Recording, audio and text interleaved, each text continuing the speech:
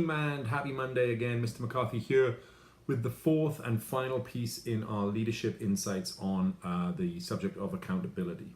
As you know, I've been focusing on practical, tactical ways in which we can increase and sustain high levels of accountability in our teams, in ourselves, in our lives in general.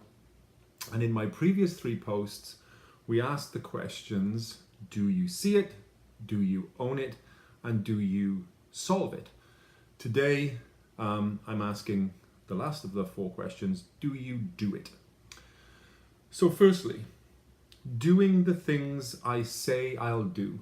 Once you've identified the problem, you've recognized that, the factors that contributed to it, you've created a workable solution, again, as an individual who solved it, or as a team, you have to take the initiative to follow through and actually execute on your plan. This is true in all aspects of work and life, of course, right? So it's not just when you're dealing with team problems. Leaders who embody this trait keep a close track on everything they promise to others, and they hold themselves accountable for actually following through on those promises. It's really important.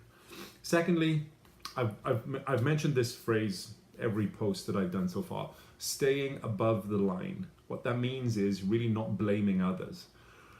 When you do finally deliver on key results, preserve the team unity by remaining above the line. This means being upfront and candid with folks rather than resorting to finger pointing when you encounter difficulties along the way.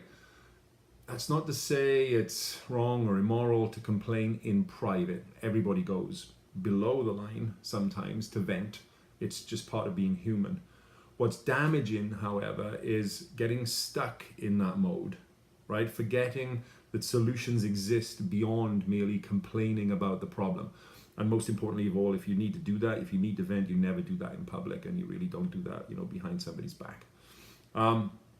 Thirdly, tracking progress with proactive and transparent reporting. It's enormously important.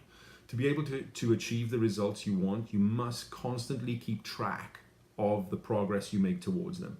There's a common disconnect between these 2 things. Teams often discuss their goals at length, but then go silent about them after a few weeks.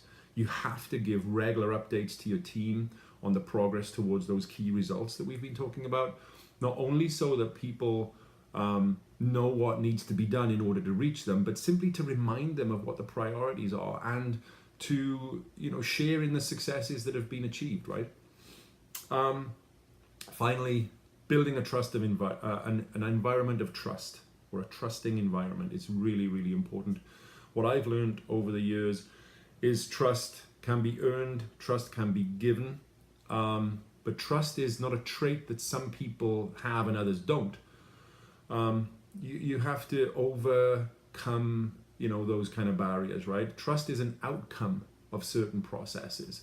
If you practice the other 15, I think it was, traits that I've discussed over these past 4 posts, what inevitably results is an environment of trust.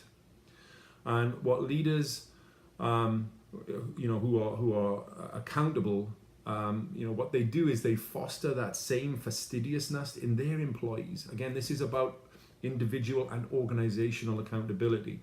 And that means that, everyone's on the same page about what the team's goals are and how they achieve them. Too often, accountability is misunderstood as a punitive measure to correct poor performance or something, right? And it results in power plays and blame games. It's not supposed to be about that. And leaders can shift the perception of accountability from something that's dished out after things go wrong to a process of learning in which expectations are consistent and clear from the get-go. And most successful leaders are preventing things from going wrong in the first place by using this organizational accountability. But this shift requires a dedicated leader who is aware of how they embody and demonstrate accountability, right? So possessing this self-awareness is the most important, powerful journey I've ever been on. It can transform you into a leader who can rally your troops, right, to use that phrase, while providing the right amount of trust and support for them to thrive. So, to wrap this whole thing up, see it, own it, solve it, do it. Stay above the line, lead by example, be accountable, and foster accountability. The power of individual and organizational accountability is transformational. And the practices required to achieve it are simple, but they require discipline, and just that, they require practice. As always, let's stay above the line. And if you have any questions or feedback, I'd love to hear from you.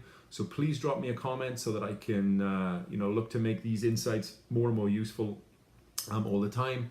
Next week, we start a whole new leadership insight on one of the most transformational approaches to leadership that you will ever encounter. This is the subject of servant leadership. So please tune in for that, and bye for now. Thanks.